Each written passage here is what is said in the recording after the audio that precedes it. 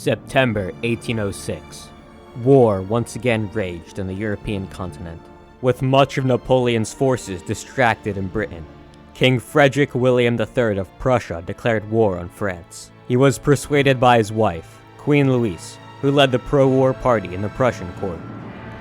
The Prussians hoped to defeat the pro-French Confederation of the Rhine and push Napoleon's armies out of Germany. However, Prussia was mostly on its own in this war, as its main ally, Russia, was still remobilizing its forces. But with much of the French army tied down in Britain, the Prussians felt sure of victory. The Duke of Brunswick led the Prussian armies they advanced through western Germany. With the Grande Armée still in Britain, they were able to inflict several defeats on pro-French client states in the region. Napoleon reacted immediately.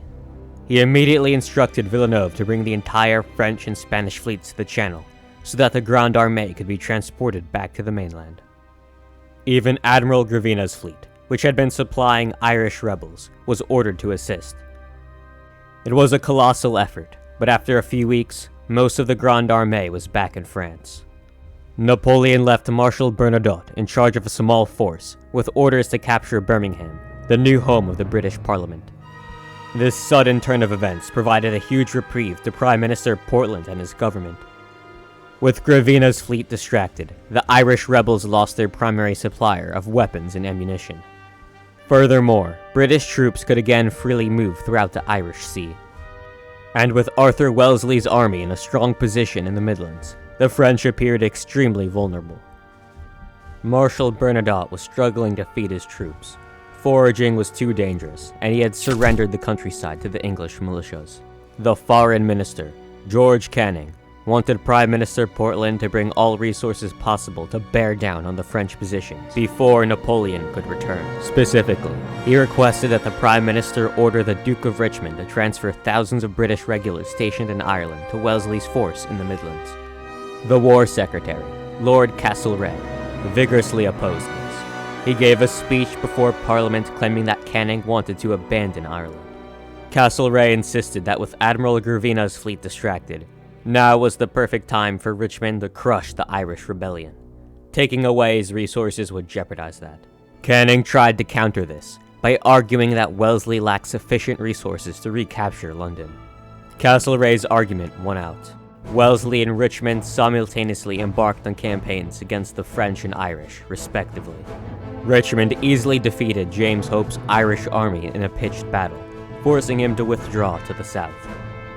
Henry Grattan and the newly founded Irish Parliament retreated from Dublin before Richmond re-entered the city.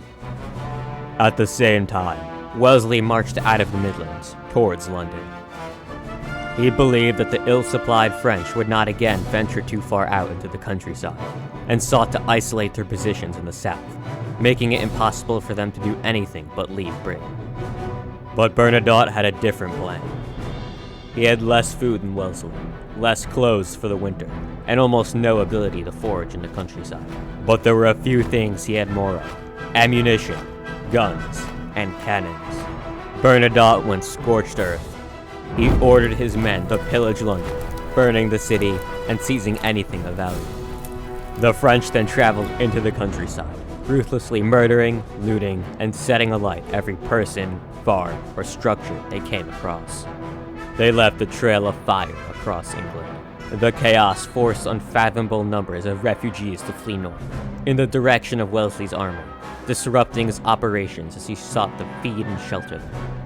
Wellesley knew the French could not be allowed to commit these atrocities for much longer.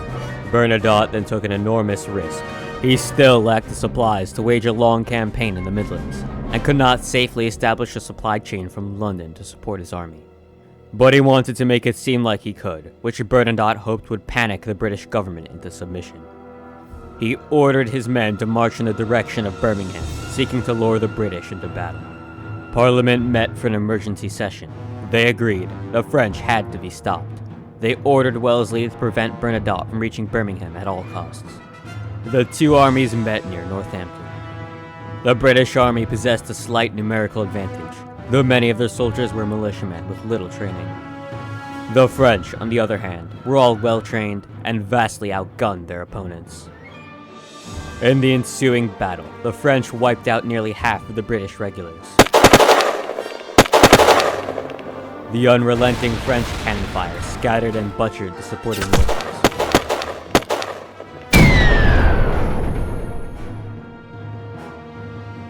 Before Bernadotte managed to trap and annihilate the survivors, Wellesley managed to successfully retreat, withdrawing northwards. News of the disaster gripped the United Kingdom with fear. Many MPs, fearing the French would be in Birmingham any day, used their wealth and connections to flee on several merchant ships, going to either Ireland, Scotland, or even Canada. As panic gripped Portland's government, the Prime Minister ordered an evacuation of the city. Bernadotte then entered the abandoned city of Birmingham. As Bernadotte rode into the city streets, an angry English sharpshooter, who refused to evacuate, shot and killed the French marshal. The French found no valuable supplies in Birmingham. They had no food left, had taken heavy attritional losses, were in the middle of winter, and now had lost their commander. They were on the brink of disaster. Meanwhile, on the mainland, the Prussians had occupied parts of the Confederation of the Rhine, turning some of the German states against Napoleon. Brunswick's army nearly reached as far west as Cologne. They were about to cross the Rhine. The Grande Armée now approached their position.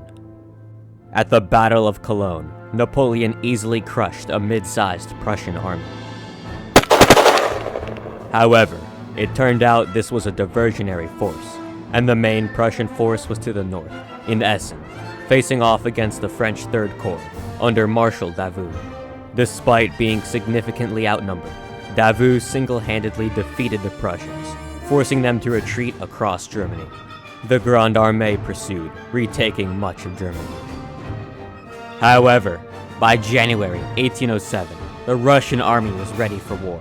The remnants of the Prussian army joined them as they marched through eastern Prussia, on the way to reinforce Berlin. Napoleon and the Grande Armée now made a move for the Prussian capital, seeking a decisive battle that would allow them to finally destroy the Fourth Coalition.